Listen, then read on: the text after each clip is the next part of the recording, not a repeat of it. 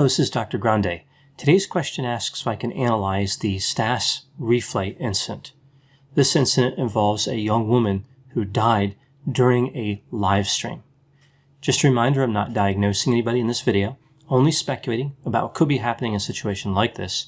If you enjoy this video, please like it, subscribe to my channel, and consider supporting me on Patreon. I'll put the link to Patreon in the description for this video. This case involves a live streamer who went by the name Stas Reeflay. His real name was reported as Stanislav Reshetnikov, but his lawyer said his real name is actually Reshetnik. I will just call him Reeflay. Reeflay would conduct live streams on various platforms, including Twitch and YouTube, featuring a number of people, including his girlfriend. Her name was Valentina Grigorieva.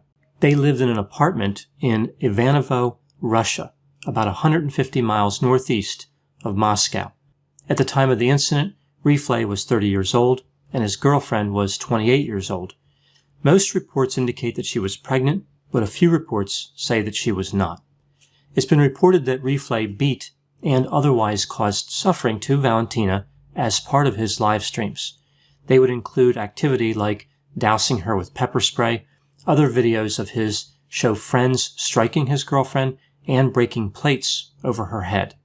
His broadcast also featured other activities like drinking and causing himself to vomit. This takes us to December 2, 2020. Reeflay was conducting a live stream. It's not clear what platform the live stream was on. Even though he was known as a YouTuber, several reports say that the live stream was not on YouTube. Twitch had apparently banned him in 2018, so it doesn't appear as though it could have been on Twitch either. During this live stream, one of his viewers allegedly paid him $1,000 to physically strike Valentina, which apparently Reeflay did several times. He then forced her outside onto the balcony. It's not clear how cold it was outside. Some reports say that it was below zero, and others say it was in the 20s. But either way, Moscow is not known for having heat waves in the winter. He told his viewers that she had an intestinal problem, and she had to stay outside so she would not stink. She was only wearing undergarments and attempted to grab a jacket, which he took away from her, saying she needed to sober up. He then locked her outside the apartment. She would remain there for approximately 15 minutes, even though she had knocked on the door a few times. The entire time the live stream was on, his audience could see inside the apartment, but could not see her outside. When he unlocked the door and brought her back inside, she was not breathing and had no heartbeat. He said to her, "You look like you are dead," and made a fairly weak attempt to revive her. He told his viewers that she had no pulse, she was pale, and not breathing. The paramedics arrived, and the live stream, of course, was continuing. Valentina was pronounced dead at the scene. Now, the initial reports that came in about this incident emphasized the potential role of hypothermia. Essentially, those reports suggested that she could have died from hypothermia.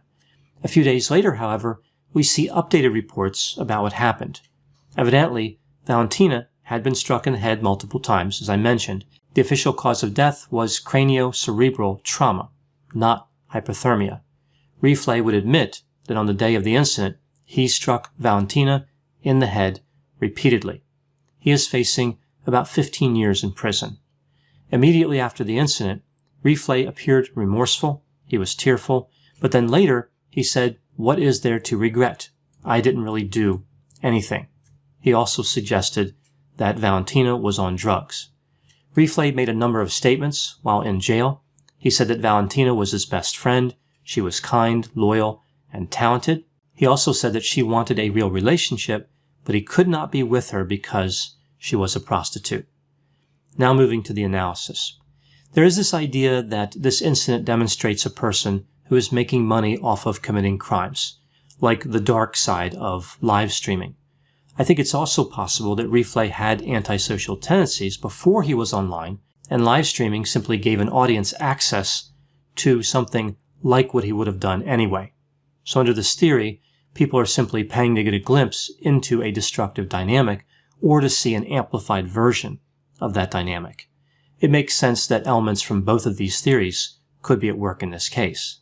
Based on how Reeflay reacted to this incident and looking at his prior behavior, it seems reasonable to believe that he believed what he was doing was acceptable, Even criminals with poor insight typically don't broadcast their crimes to the world, which indicates that Reeflay would not even qualify as having poor insight. That would be a step up for him, like achieving poor insight would be one of his goals. As I mentioned, his live streams featured a number of friends on occasion. Perhaps there was a diffusion of responsibility effect here. He believed he wasn't accountable because other people were taking part in the bad behavior. This could also go for the audience as well. Because people were viewing it, maybe he thought everybody was bearing that responsibility. I think the reality with domestic violence is it is often committed without a substantial fear of getting caught. Perpetrators feel as though their actions are justified. There's a part of them that does not want to keep it hidden, because keeping it a secret is like admitting they did not have a right to do it in the first place. In this specific case, Reeflay was not only able to advertise his behavior, he was able to get paid for it. One element that's particularly puzzling is why did Valentina continue to appear in all of these live streams? Why not just leave? It was reported that she first entered into a relationship with Reeflay in the early part of 2020. It appears as though she was attracted to him specifically because he was doing these live streams. So there's this idea perhaps that this was a routine, that she was acting, that she knew what he was going to do in those live streams. She knew she would be the victim of violence. So that's one theory, like she was there voluntarily. However, her injuries suggest otherwise. She was being harmed in plain sight. Who would endure that type of suffering voluntarily? Well, this is one of the problems with domestic violence. Sometimes people get trapped in those relationships, either through emotional circumstances, financial circumstances. There are a lot of pressures that keep people involved. That doesn't make it right for the perpetrator to commit crimes, but it is just the reality of the dynamic. She could have known that he was going to be violent in the future and still decided to stay there. If Valentina, for whatever reason, didn't have the ability to escape, one would think that with all those audience members watching these live streams, that somebody would report it, and whoever they reported it to would do something. But that didn't happen, or at least it didn't happen in time to help Valentina. I think this case underscores how difficult it is for domestic violence victims to get help.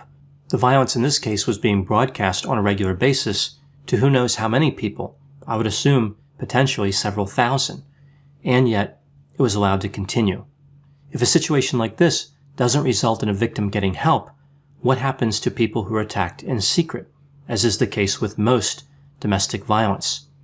It's been reported that a critical part of many of Reeflay's videos was alcohol consumption. So essentially on his live streams, we see alcohol mixed with violent tendencies and a financial incentive. It was like bad judgment theater. It was just a matter of time before something terrible happened. The last item I want to discuss as far as this case is the idea that the audience was watching and even potentially participating in this behavior, like paying for certain behavior. No matter how disturbing some content is, there will always be an audience willing to engage. All around the world, there are people who have antisocial, narcissistic, and sadistic tendencies. Many of them do not actively strike people, but they want to see it. They enjoy it. It satisfies them. In particular, this audience enjoyed seeing a woman being attacked. They wanted to see her suffer. They were vicariously living through Reeflay, getting out their frustrations against women. This characteristic, this hatred of women, is something evident early in the lives of serial killers and other people who would eventually kill female victims. It's a warning sign that should not be ignored.